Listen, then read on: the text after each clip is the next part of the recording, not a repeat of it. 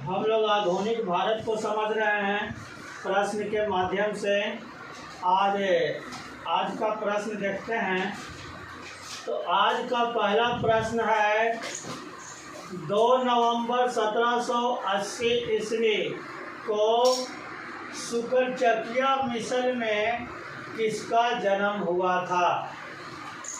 2 नवंबर 1780 ईस्वी को शुक्रचकिया मिस्र में किसका जन्म हुआ था? यही प्रश्न है। ऑप्शन है खरग सिंह, रंजीत सिंह, महासेन या इनमें से कोई नहीं, है ना। तो इसका सही आंसर क्या हो जाएगा? रंजीत सिंह। सही आंसर रंजीत सिंह हो जाएगा, है ना। देखिए 2 नवंबर 1780 ईस्वी को शुक्रचकिया मिस्र के जिसका हेड थे महासेन, है ना। जिस शुक्रचकिया मिस्र का प्रमुख कौन थे? महासेन। उन्हीं के घर में रंजीत सिंह का जन्म हुआ था। यानी रंजीत सिंह के पिताजी का नाम क्या था? महासेन, है ना। तो क्या हुआ था कि बंदा बहादुर 1716 ईस्वी में मारा जाता है। उसके बाद सिखों का नेतृत्व करने वाला कोई अच्छा नेता नहीं होता है, तो सिख कई मिसलों में बंट जाती है ना। सिख लोग कई मिसलों में बंट जाते हैं। उसी में से एक मिसल का नाम रहता है शुक्रचकिया मिसल, और इस मिसल का प्रधान रहते हैं महासेन, जो रंजीत सिंह के पिताजी थे। और उन्हीं के यहाँ रंजीत सिंह का जन्म हुआ था 2 नवंबर 1780 ईस्वी को, है ना। चलिए, तो ये महासिंह जो है रंजीत सिंह के पिताजी हैं, और ये खरग सिंह जो है ये रंजीत सिंह का बेटा था। क्या था?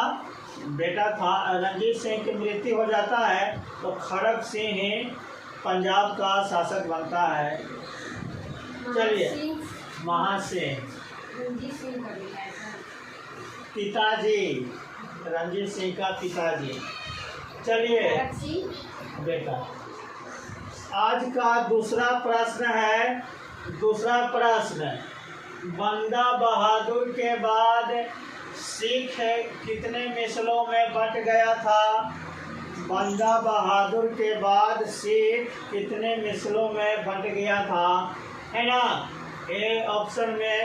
ऑप्शन ए में 12 है, बी में 13, सी में 11 और डी 14। तो कितने मिसलों में बंट गया था? 12 मिसलों में बंट गया था। 12 मिसलों में, है ना। अभी समझाएं कि बंदा बहादुर 1716 में मारा जाता है, और उसके बाद इसका नेतृत्व करने वाला कोई बढ़िया नेता नहीं होता है, तो धीरे धीरे सिख लोग 12 मिसलों में बंट जाते हैं, है ना। तो उसी में से एक मिसल शुक्रचकिया मिसल रहता है। तो इन सभी प्रश्नों को ध्यान रखेंगे। आज का तीसरा प्रश्न है, जिस समय रंजीत सिंह राजा बना था उस समय उसका क्षेत्र कहाँ तक फैला हुआ था, है ना। देखिए 1780 में रंजीत सिंह का जन्म हुआ था, और जन्म के 12 वर्षों के बाद महासिंह की मृत्यु हो जाती है ना। महासिंह की मृत्यु हो जाती है। उसके बाद शुक्रचकिया मिस्र का प्रधान कौन बनता है? रंजीत सिंह बनता है। कौन बनता है? रंजीत सिंह। तो जिस समय रंजीत सिंह शासक बना था उस समय कह रहा है कि उसका क्षेत्र कहाँ से कहाँ तक फैला हुआ था। यानी कब बना था? तो 1792 ईस्वी में राजा बना था। तो उस समय उसका क्षेत्र कहाँ से कहाँ तक था? तो ऑप्शन ए में है रावी और झेलम के बीच, बी है झेलम और सतलज नदी के बीच, सी है झेलम से ब्यास नदी तक, और डी है रावी से सतलज नदी तक। तो इनका क्षेत्र कहाँ से कहाँ तक फैला हुआ था? जिस समय 1792 ईस्वी में ये राजा बने थे शुक्रचक्रीय मिस्र का, तो इनका क्षेत्र रावी और झेलम के बीच तक फैला हुआ था, है ना, रावी और झेलम के बीच। ऑप्शन ए सही हो जाएगा, है ना। तो जिस समय ये राजा बने थे इनका क्षेत्र बहुत बड़ा नहीं था, बल्कि अभी बहुत छोटा क्षेत्र था, है ना। 12 साल की आयु में 1792 ईस्वी में राजा बनते हैं और 1792 से 1797 ईस्वी तक इनके माँ और अन्य लोग इनका संरक्षण करते हैं। 1797 ईस्वी के बाद ये स्वतंत्र रूप से राजपाट को संभालते हैं, है ना, किसी के संरक्षण में नहीं रहते हैं। और उसके बाद ये अपने क्षेत्रों को फैलाने पर ज़्यादा ध्यान देते हैं। धीरे धीरे सभी में जितना भी मिस्र था, 12 मिस्र था, सभी मिस्र को ये अपने राज्य में मिला लेते हैं। कौन? रणजीत सिंह। और इनका क्षेत्र काफ़ी बड़ा हो जाता है ना। तो शुरुआत में इनका क्षेत्र काफ़ी छोटा था। ये कहाँ से कहाँ तक था? रावी और झेलम के बीच था। चलिए, तो तीसरा प्रश्न समझ गए। चौथा प्रश्न में कह रहा है कि 1809 के अमृतसर संधि, है ना, ये कौन सी संधि? अमृतसर की संधि। अमृतसर की संधि अंग्रेज और रणजीत सिंह के बीच हुआ था। अंग्रेज और रणजीत सिंह के बीच। तो कह रहा है कि 1809 के अमृतसर की संधि अंग्रेज और रणजीत सिंह के बीच किस नदी के पार क्षेत्र पर कब्जा करने पर प्रतिबंध लगा दिया गया? ये प्रश्न कर रहा है कि 1809 ईस्वी में रणजीत सिंह और अंग्रेजों के बीच में अमृतसर की संधि हुई थी, है ना।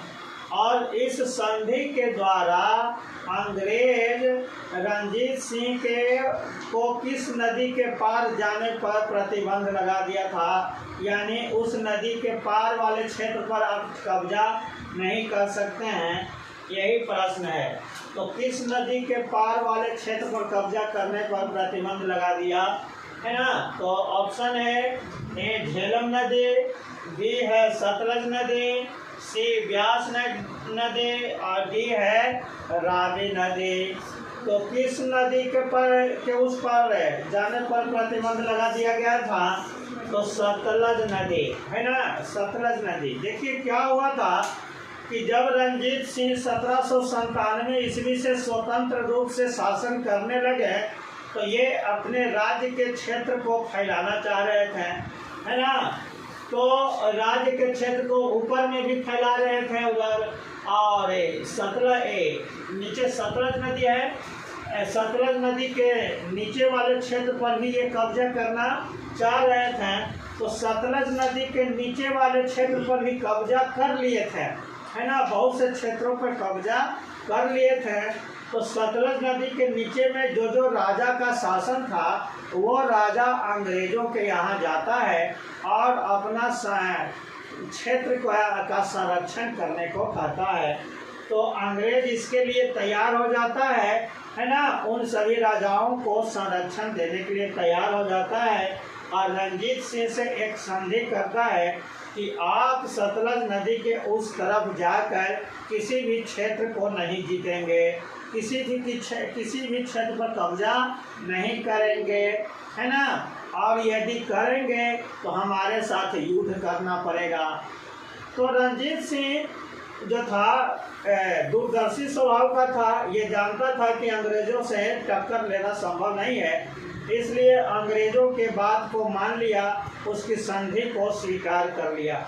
ये अपना औकात जानते थे कि हम अंग्रेजों को पराजित नहीं कर सकते हैं, क्योंकि अच्छा जो एक कद्दावर नेता था, राजा था, वो सभी तो इसके सामने हार मान चुका था। इसलिए रणजीत सिंह इसके साथ, अंग्रेज़ों के साथ किसी प्रकार का कोई झगड़ा मोल नहीं लेना चाहता था और अमृतसर की संधि को यह स्वीकार कर लेता है और सतलज नदी के उस तरफ जाकर किसी भी क्षेत्र पर कब्जा करने का अपना इरादा छोड़ देता है ना।